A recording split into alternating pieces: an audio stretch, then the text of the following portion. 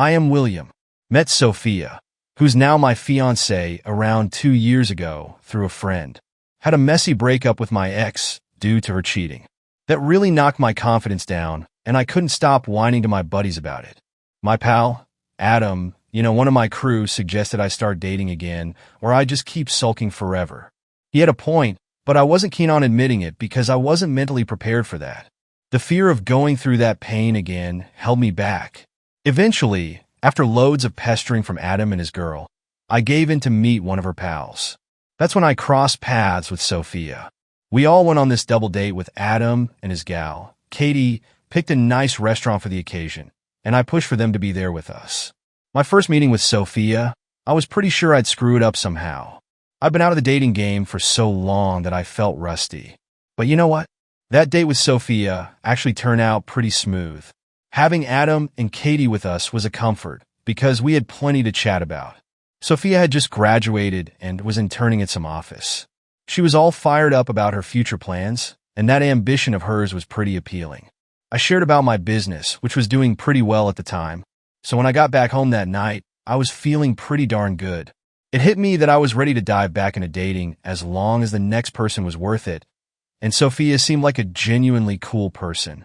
After our first meetup, I shot Adam a text to thank him for dragging me out of my slump. He sent over Sophia's number and wished me luck. I reached out to Sophia, letting her know I had a blast and was looking forward to another hangout. She replied fast, saying she had a great time too. We decided to catch up again the next weekend. That whole week, my brain was stuck on that date. The anticipation was driving me nuts. I even wished I had suggested an earlier day than the weekend. I know it sounds kind of crazy to be so obsessed after just one meeting, but I couldn't help myself. There was something seriously magnetic about Sophia. Finally, the weekend rolled around, and I was free from the waiting game. I was super concerned about looking good, so I changed my outfit a bunch of times before settling on a dark blue shirt and slim pants. I got there right on time, and guess what? Sophia was already there. It felt a bit strange, but I went in and said hi. We sat down and got into chatting mode. And let me tell you, I didn't even realize how time flew by. The conversation flowed so naturally. We covered a bunch of topics, and every single one was a total blast. Man, I was totally digging how well we connected after that. We started dating, and I swear it felt like the best thing that had ever happened to me. In just half a year, we decided to take the plunge and get engaged. When Adam and Katie heard the news, they swung by to give us their congrats. They were over the moon for us, talking about how they couldn't wait for the wedding bells to chime. I was kind of leaning towards a chill, no-fuss approach, but my peeps were all about going big. They wanted a grand, fancy wedding, something that really showcased the joy of our partnership. Now, I wasn't exactly on the same page, but guess what? Sophia was. And when she's on board, well, I follow suit. So the whole wedding show kicked off, and let me tell you, everyone was pumped. We were scouting locations like detectives, trying to find the perfect spot. Sophia was all about keeping it natural. No fancy ballrooms with fake decor for her. We scored this stunning spot just outside the city. There were trees, flowers, the whole shebang. As soon as I laid eyes on it, I could practically see myself saying, "I do" there. I asked Sophia what she thought, and let me tell you, she was just as blown away by the beauty. That place was seriously captivating and breathtaking. I was thrilled that I stumbled upon this gem, sent pics of the place to my parents, and they were totally into it too. Man, I thought this wedding was going to be the stuff of dreams. Turns out I was dead wrong. One day, I swung by the coffee house to pick up Sophia. She was chilling with her friends, and wouldn't you know it, Katie was right there too. I was only familiar with Katie and Helen from Sophia's crew. Those two were the real tight ones in her circle. So while Sophia was using the restroom, I got to chatting with her pals, killing time. They spilled the beans that they were scheming up a surprise bachelorette bash for her planned about 2 months ahead of the wedding. I scratched my head asking why they were jumping the gun like that. Katie, with her quick wit, explained that if they waited too close to the wedding, it wouldn't be much of a surprise anymore. Sophia's friends were throwing around jokes about having sizzling hot dancers at the party. I had to give them a heads up, telling them not to mess with my future wife's head and get her all riled up. But just as we were having this back and forth, bam, Sophia returned from her bathroom break, and that put a pin in our chatter. I whisked her away to catch a flick. And honestly, time was zipping by since we were knee-deep in wedding prep. Choosing the wedding dress, let me tell you, was like the ultimate dilemma. Sophia had this keen eye for fashion, and all I wanted was to see her happy. Now, when it came to my tux, she gave me the green light, and I was cool with her choice. I had faith in Sophia's taste in fashion. She kept her wedding dress under wraps, said it was some sort of tradition not to show it off before the big day. And wouldn't you know it, I accidentally walked in on her once and got an eyeful. Man, I was stuck like a deer in headlights because she looked like she'd woven a spell with her beauty. She was like a freaking angel in that white dress, and I was utterly stunned. My jaw? Yeah, that was on the floor. I didn't see it coming. I'll tell you that much. And Sophia, well, she caught me in the act and gave me this horrified look demanding that I beat it out of there. I couldn't help myself. Stepped up to give her a kiss, but she kind of nudged me out of her room and slammed the door shut. After a few minutes, she popped out dressed differently. I was just hanging out in the hallway, hopped up when she reappeared, and finally laid that kiss on her I'd been holding back. She mentioned some superstition about not seeing the bride in her gown before the wedding. I threw my luck in the pot, told her I was down with that, got myself a smile and a kiss in return. At that moment, I was feeling like the luckiest guy alive. Then came the next week. Sophia asked if we could catch a flick, a new one that had just hit the screens. Had to give her the no, because it was the very Saturday her buddies had in mind for something. That bachelorette party plan. So I cooked up some work excuse, and that didn't sit too well with her. I didn't think it'd be such a huge deal, but she was proper cheesed off. Thing is, she'd mentioned it a few days back. Maybe that's why she figured I'd rearrange her calendar or something. I decided to let her steam, all part of the plan to keep the bachelorette thing under wraps. When that night came, Sophia was over at her place while her pals swung by and whisked her away to a club where they'd set up a private shindig just for her. Helen and Katie had dropped me a text about it, keeping me in the loop. Meanwhile, I was kicking back at home, watching TV and waiting for that text from Sophia that I knew was coming. I waited until midnight, but she didn't text back. I fell asleep while watching a movie. When I woke up in the morning, I checked my phone to respond to Sophia, but I was surprised to see that she still hadn't messaged me. It was strange. No matter how much we argued or fought, we never ignored each other like this before. And after the bachelorette party, she must have known I was aware of her friends' plans. So I had to decline, but she hadn't replied. It felt really odd, and I sensed that something was off. I tried calling Sophia, but she didn't answer the phone. I started getting worried. I went downstairs and had breakfast. I needed to check on her because things didn't seem normal. Sophia wasn't someone who would ignore me or not answer my calls. I was about to leave my house when my phone rang. It was Sophia. I answered quickly and asked if everything was all right. Sophia's voice sounded weird. She didn't sound okay.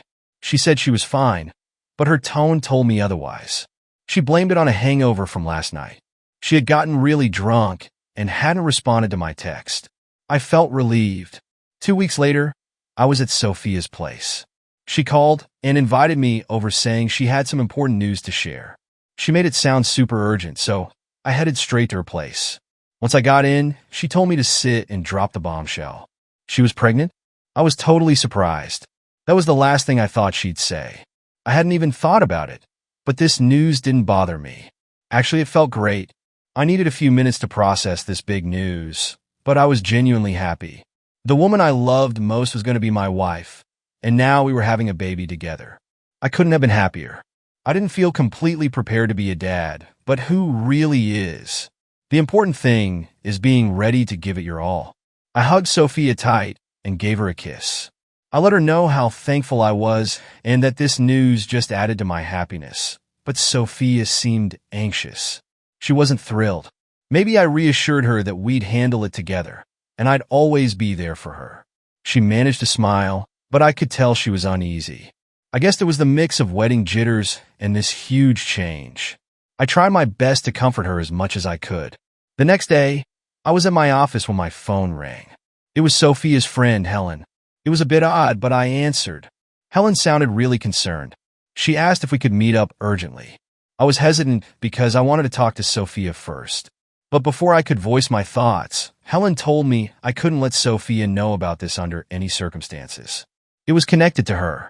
I wasn't comfortable with the idea, but I agreed to meet Helen at a cafe. When we met, Helen told me to take a deep breath and listen carefully and patiently. She shared that Sophia had been intimate with one of the dancers at her bachelorette party. I was shocked beyond words. Helen revealed that the baby Sophia was carrying wasn't mine. It was the dancer's child. I wanted to protest, but Helen took out her phone and showed me some pictures. There, clear as day, was Sophia with the dancer. Helen explained that she had tried to intervene, but Sophia was too drunk to listen and none of the other girls stopped her. Helen had struggled to keep this secret, but when she found out about Sophia's pregnancy, she couldn't keep it from me any longer. Doing that wouldn't have been right. I asked Helen to text me the pictures. Back home, I cried my eyes out like a little kid. Once I was done bawling, I started planning my payback. I could have easily just called off the wedding, but that felt too simple and weak. Instead, I decided to leave Sophia on our wedding day. After a long week, the day finally arrived. I'd been counting down to it eagerly, because it marked the day I'd kick Sophia out of my life for good. I set up a projector planning to reveal the truth to everyone. I got myself ready, and things were falling into place. Right before the ceremony, I grabbed everyone's attention. I told them there was something I needed them all to see. It meant a lot to me. All eyes turned to the projector screen as I started showing the pictures and videos Helen had sent. A hush fell over the crowd. People gasped. Hands flew to their mouths at what was unfolding. Sophia stared at me, tears streaming down her face. I looked back at her feeling nothing but revulsion. I declared the wedding was off, explaining my ex-fiancé was a cheater carrying some dancer's baby. Sophia collapsed, sobbing uncontrollably. She just kept saying sorry and crying, but I walked away and went back home. That day was one of the worst in my life. I was in a ton of pain. Being betrayed like that hit me hard. It was a hurt I wasn't ready for, but at the same time, I was relieved I found out before getting married. I appreciated Helen for not letting me live in that lie. For weeks, Sophia tried reaching out, but I didn't reply.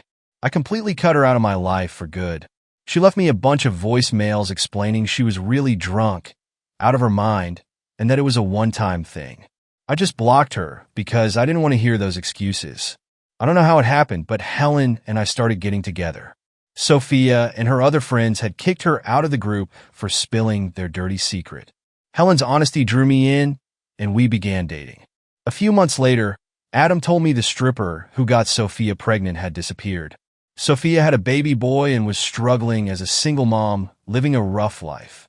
I didn't feel sorry for her. She brought it all on herself. Now take a pause before you keep going. 6 years back, I found out that my fiancé, Ashley, 23 female, was cheating on me with Dean, 26 male, a friend of her sister Brittany, 24 female. This happened right after we celebrated 5 years together and were engaged for 2. About 2 years ago, my old friend Megan, 25 female, came back to town with her kids after divorcing her abusive husband, Keith, 25 male. She called me and suggested we catch up, and I asked Ashley if she wanted to join to see Megan's kids, whom we hadn't seen since they were 2 years old. Ashley wasn't feeling well, probably due to some bad fish, so she told me to go alone to say hi and catch up.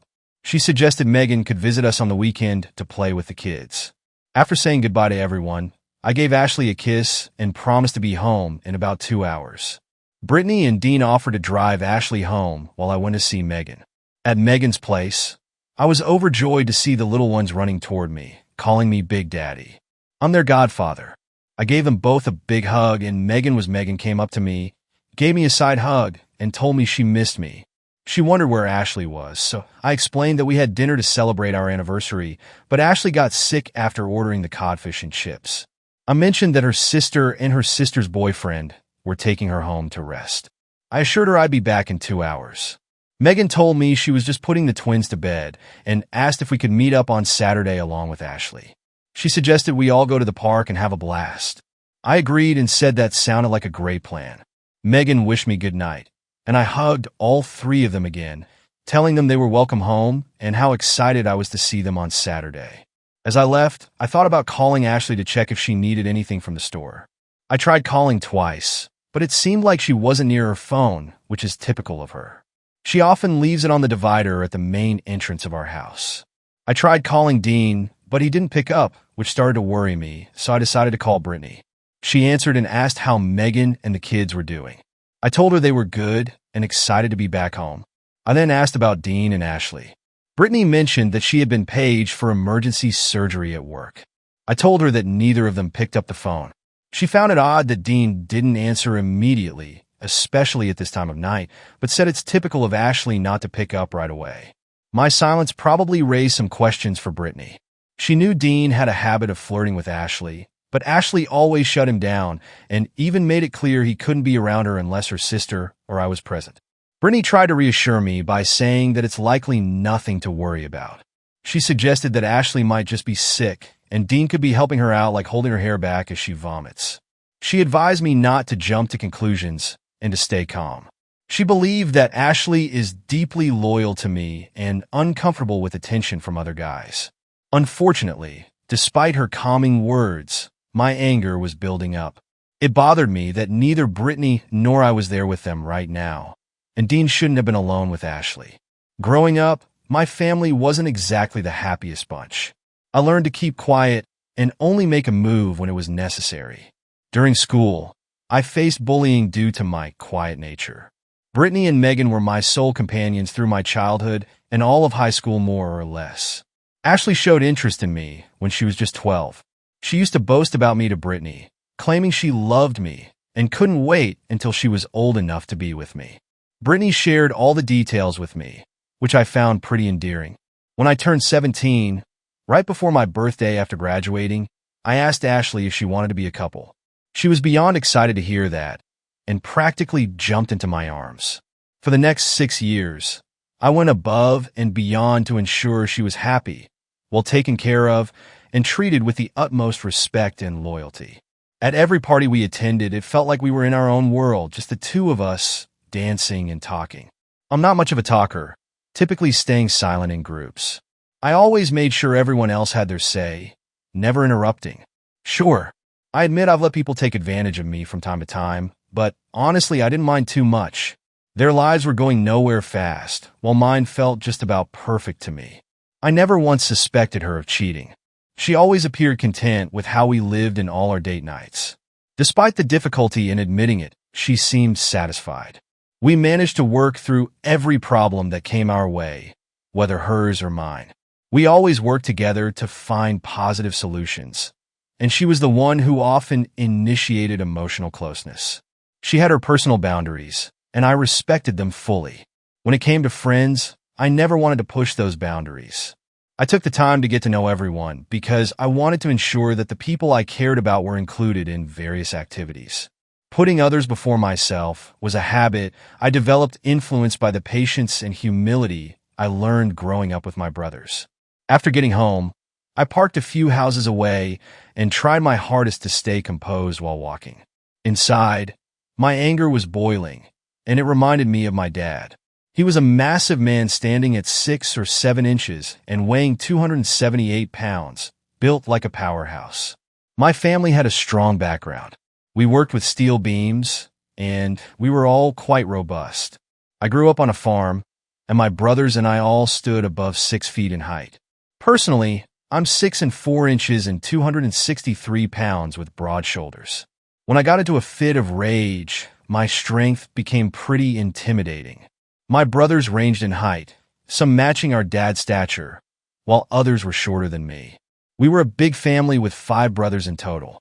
All of us ended up in construction jobs. I leaned towards design and building instead of managing a company. So when it was my time, I joined Megan's father's company, and let me tell you, I absolutely loved every year working there.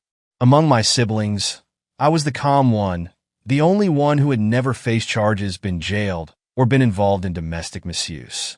That is until that night at home, I stood by the front door struggling to stay composed, attempting to convince myself that nothing was really happening.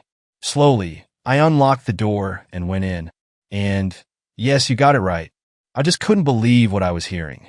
The words I heard made my face flush with anger. I went up the stairs, stopped at the door, and listened. There were moans and whispers, Words exchanged in between heavy breaths. I stood there trying to figure out the best way to handle this, attempting to be rational until I heard her say those four infuriating words, man. Recalling this hurts. Sorry. I'm upset, and I don't know how long until I completely break down. I've been writing this post for the past 3 hours. A broken lane in my mind is messing with my focus. I overheard her saying, "Do that to me." It was something she never let me do. That was the tipping point. I lost control, kicked the door open, which shocked both of them. Neither of them knew I could get that angry. Dean stumbled back and was visibly shaken. She tried to explain, but I didn't want to hear it anymore. I just couldn't take it. I yelled at her. And I don't mean regular yelling.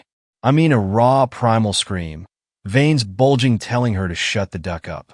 She wet herself and passed out.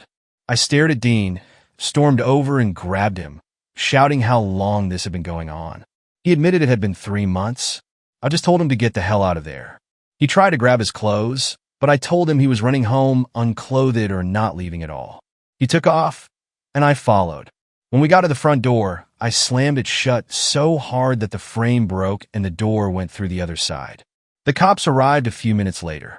I carried the useless woman to the couch, removed my mother's ring from her finger, and took back the necklace I'd given her for our anniversary. The police arrested me and had a conversation with me. I spilled everything, telling them about her behavior towards him and my concerns that he might be hurting her. But those jerks were actually messing around behind my back for the last 3 months. Yeah, it's my home, but the moment I stepped in, it stopped being her place. They nabbed Dean not too far away, and that idiot tried to spin a tale about some giant monster breaking in and killing his girlfriend at his place. Dean dug his own hole. All right? I kicked the cheater out as soon as she woke up, and I told her to rot in hell. Brittany swung by about 7 hours after she dropped them off at my spot. She saw the police tape and the whole scene. She asked the cop on duty about what went down, but they wouldn't spill the beans at that moment. She checked her messages from Ashley, then went to see Megan to give her the lowdown on the situation. Megan bailed me out, and her dad was there too, saying they'd cover whatever I needed. I just told them I wanted to see it all go up in flames, please. Fast forward to today. Megan and I are married now, and the Chaos twins are the older siblings to 2 boys and a girl. Ashley is completely cut off from my life. She's dead to me. In a twisted turn of fate, she's also physically gone, having ended her own life after getting pregnant by Dean and suffering a termination only for him to bail on her. I can't deny that part of me felt strangely satisfied about that, though it's a painful emotion to grapple with. I apologize for the lengthy read. This took a lot out of me tonight.